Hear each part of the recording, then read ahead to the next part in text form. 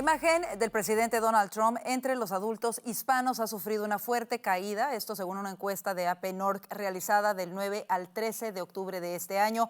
Para analizarlo a profundidad, le damos la bienvenida a Alfonso Aguilar, abogado y analista político de Voz, Orlando Avendaño, periodista y analista político de Voz, y Franklin Camargo, analista político de PragerU. Bienvenidos y comenzamos con este tema. Vamos a ver las cifras y es que según esta encuesta, solo el 25% de los hispanos tiene una opinión favorable de Trump frente al 44% en el mes de enero. La aprobación de su gestión también cayó del 41% en marzo al 27% actual. Los temas que impulsan esta caída incluyen la inmigración y la economía. Las políticas de control migratorio y el aumento en el costo de vida han generado descontento, lo hemos discutido aquí. Grupos clave como los jóvenes hispanos y los hombres hispanos también muestran una visión más negativa del presidente.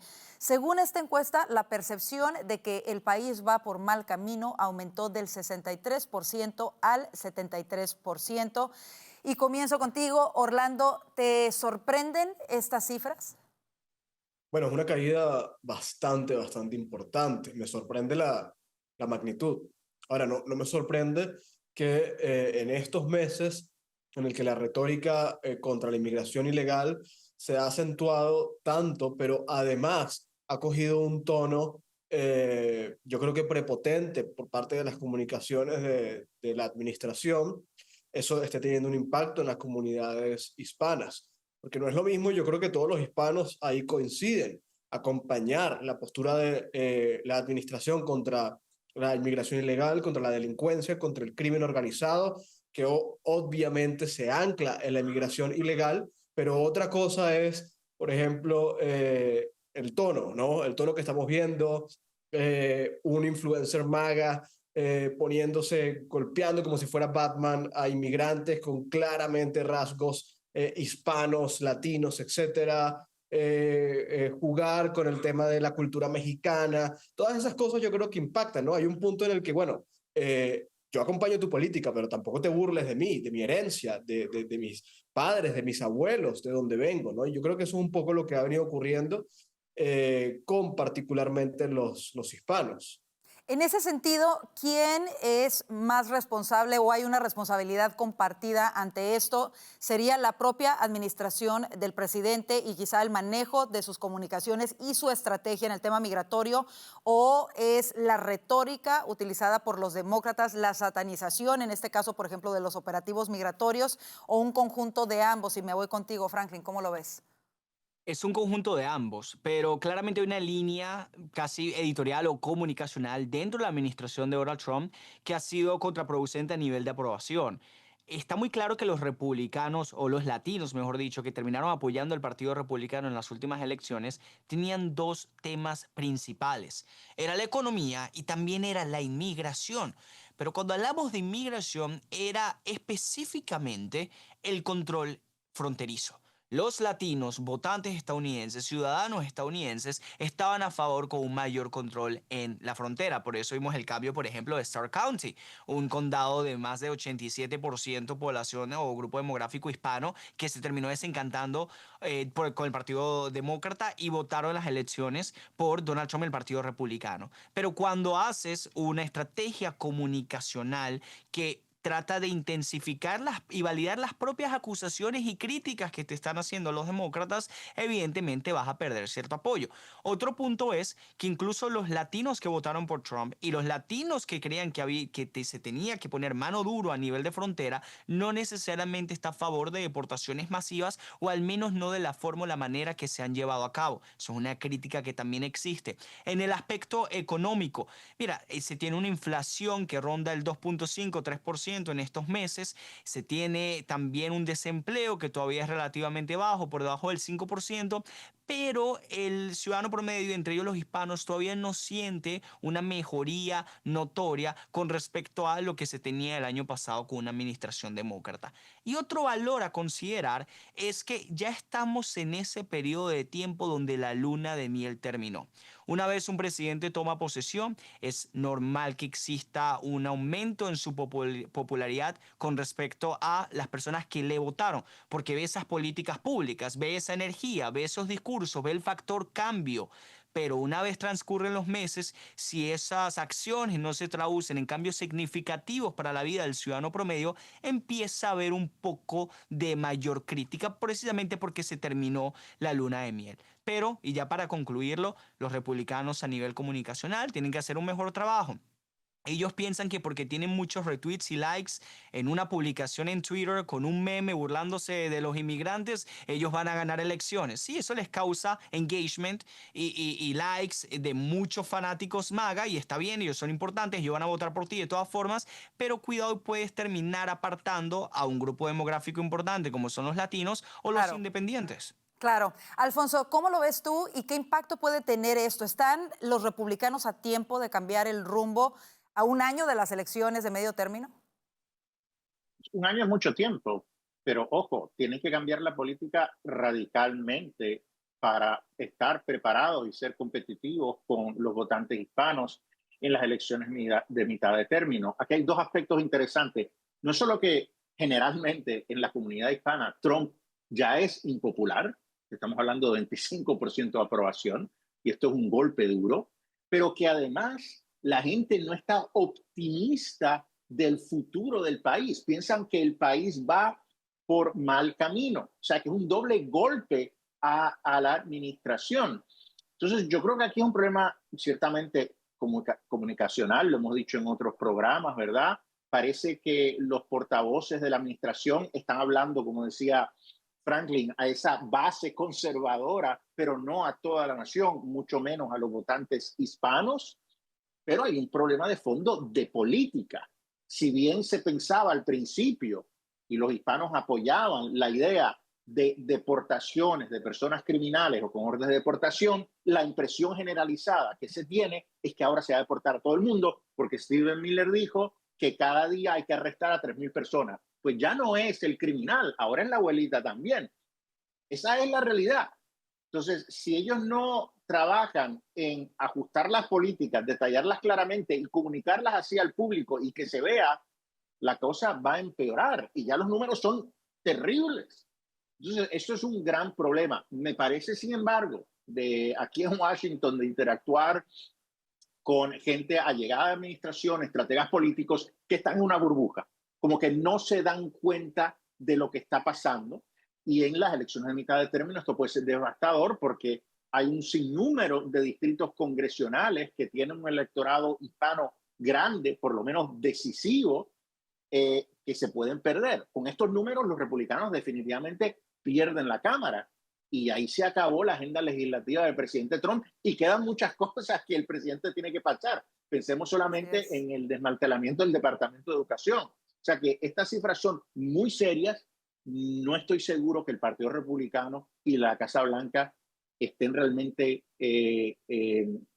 enteradas de lo que está pasando con la población hispana. Será muy importante, de verdad, que se enteren y que tomen cartas en el asunto, porque sí hay bastante tiempo todavía. En realidad, Trump no lleva en la presidencia ni siquiera un año, ha logrado muchísimas cosas, pero estos dos puntos son sumamente importantes para los hispanos y ahí no se han visto los resultados que la gente hubiese esperado.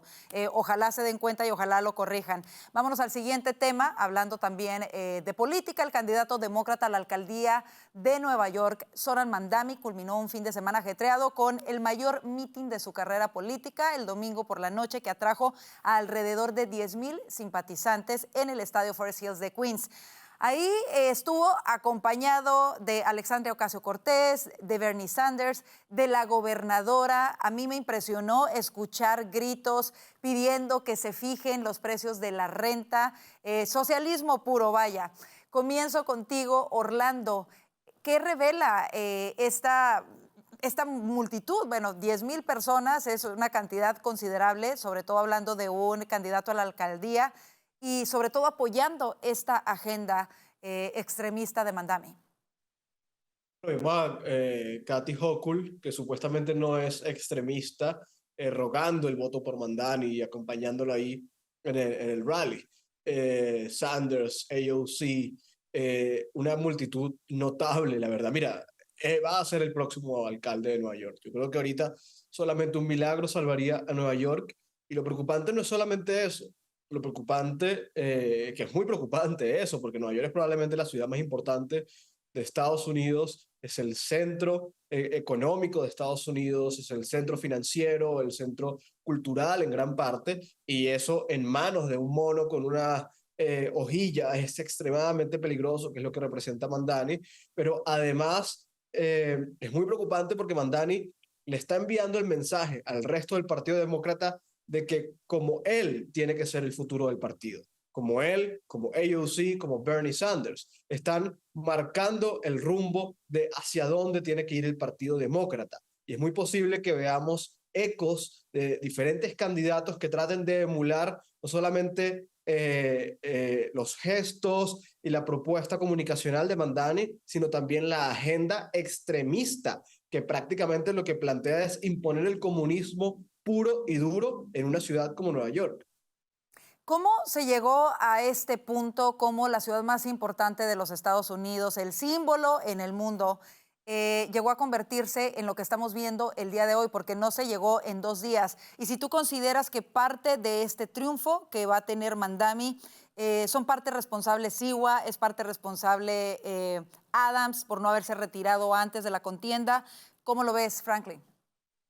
Es una excelente pregunta porque no creo que sea un accidente. Yo no creo que Mamdani es la representación de una simple coincidencia o que los planetas se alinearon y simplemente se está dando. No, él responde a una serie de factores, de elementos en el país, en la ciudad de Nueva York, dentro del Partido Demócrata, que lo están dando la oportunidad de dirigir la ciudad más importante de Estados Unidos y una de las más importantes del mundo.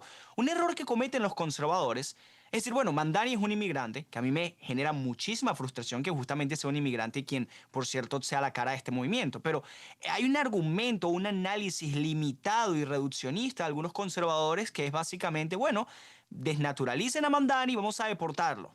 Ok, pero aún hay millones de personas en la ciudad más icónica del país dispuestos a votar por estas ideas, dispuestas a llenar un estadio y decir, aumenten los impuestos a los ricos, saquéenlos, vamos a congelar los precios, controles de precios, vamos a desfinanciar la policía. Así que el problema es mucho más profundo. Además, en Mamdani vemos una fusión, un híbrido muy peligroso, que es el socialismo y también la islamización, el Islam.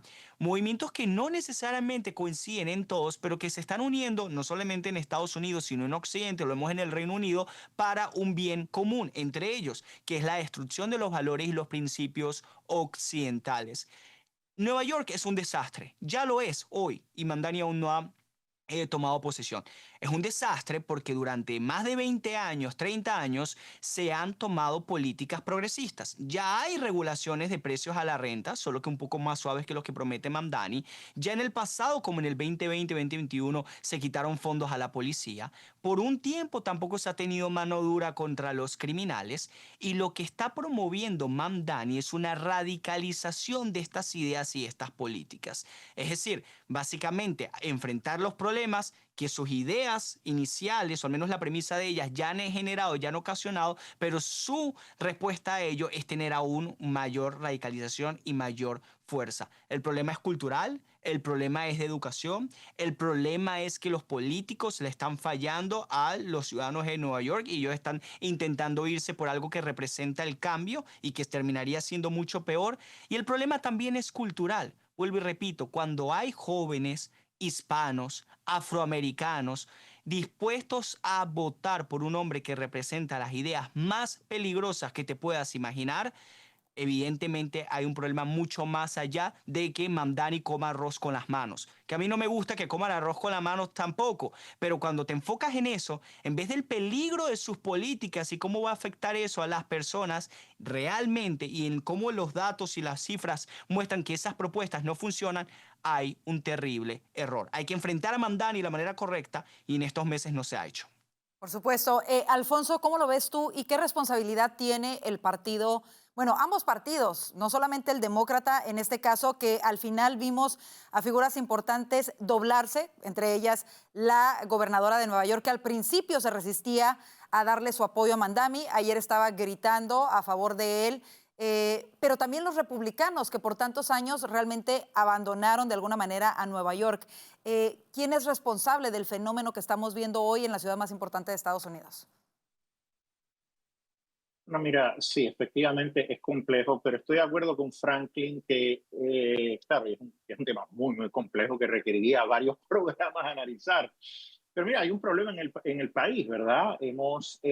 Nuestros jóvenes salen de las escuelas sin saber nada de educación cívica, de la historia de los Estados Unidos, los principios fundacionales de la nación, pero viven una vida cómoda, un estilo de vida cómoda, y entonces muchos terminan acogiendo el socialismo porque es la moda del momento, van a la universidad y los adoctrinan para que piensen de esa manera. Yo creo que vivimos una sociedad totalmente secularizada, donde se han perdido unos principios rectores, hay un desprecio a nuestras raíces y cultura occidental. Entonces llega este hombre que representa todo lo contrario a lo que es los Estados Unidos, y entonces lo apoyan. Entonces lo que estamos viendo es a nivel nacional un aumento de la izquierda extrema, que siempre rondaba en un 20%, ahora ha aumentado a nivel nacional, pero algunas ciudades y algunos estados ya son mayoría, o por lo menos suficiente, es un bloque suficientemente significativo para decidir una elección. Entonces ya tenemos estados o ciudades que son postamericanas. Nueva York es la principal ciudad de Estados Unidos. Que termine en manos de un comunista tiene que asustar a todo el mundo, pero parece que no lo está haciendo. A veces piensan, nuevamente, como decía Franklin, que es un accidente que pasó por carambola. No. Esto va a seguir pasando si nosotros no nos tomamos en serio lo que está pasando en nuestras escuelas. Porque no son los inmigrantes los que están trayendo estas ideas de izquierda. Mandami, sí, vuelvo a lo que dice Franklin, es una excepción, no representa la mayoría de la comunidad inmigrante. Las ideas izquierdosas, socialistas, vienen de Berkeley, de Harvard, de élites blancas, no de inmigrantes o de mexicanos que cruzan la frontera. Y en ese sentido quisiera preguntarte rápidamente, Alfonso, a tu punto de que no los inmigrantes, ¿qué de la inmigración musulmana? ¿No ha fallado Estados Unidos en permitir un gran número de inmigración a un grupo que no se asimila, como en este caso es específicamente lo que pasa es que en el caso de Mandami, yo no creo que la comunidad musulmana sea tan grande, significativa en los Estados Unidos como lo es en Europa para ser decisiva en estas campañas políticas. O sea, yo creo que el apoyo que tiene Mandami es muy amplio, de gente joven y de gente blanca que lo está apoyando. Sí, yo creo que la inmigración musulmana puede ofrecer unos riesgos de seguridad a los Estados Unidos y hay que estudiarla, pero en términos de la campaña política, no creo que la comunidad o el voto islámico, sea árabe, islámico, como queramos describirlo, sea tan significativo para llevarlo a la alcaldía. Él tiene amplio apoyo de un electorado que se ha acogido a la extrema izquierda. Sin embargo, soy más optimista que Orlando porque la última encuesta de Quinnipiac, después que Eric Adams le da el apoyo a como ya está en segundo lugar, está a 10 puntos detrás de Mandami. Sliwa bajó. Si Sliwa se retirara, que eso es lo que tiene que suceder aquí, y yo creo que todavía, por eso soy optimista, que el presidente llame a Sliwa, le ofrezca, qué sé yo, la embajada, yo no sé dónde, en algún lugar, la que quería ofrecerle a Adams, que se ofrezca a Sliwa, y entonces quizás hay una oportunidad. Recordemos también que los votantes, esto es general en Estados Unidos, piensan en la votación, ¿verdad?, justo antes de las elecciones. O sea que si eso sucediera y de pronto se dan cuenta, caramba, estamos por elegir un comunista, pues hay una pequeña posibilidad de que Mandami no llegue al poder. Pero ahora mismo se ve terrible. Así y yo es. creo que todos somos responsables porque lo que está sucediendo, y va a empeorar si no le podemos prestar atención a la educación de nuestros hijos. Estamos a una semana de ver si se produce un milagro. Vamos a ver qué sucede. Quédese con nosotros, nos vamos a la pausa comercial. Aún hay más aquí en el panel de Voz News.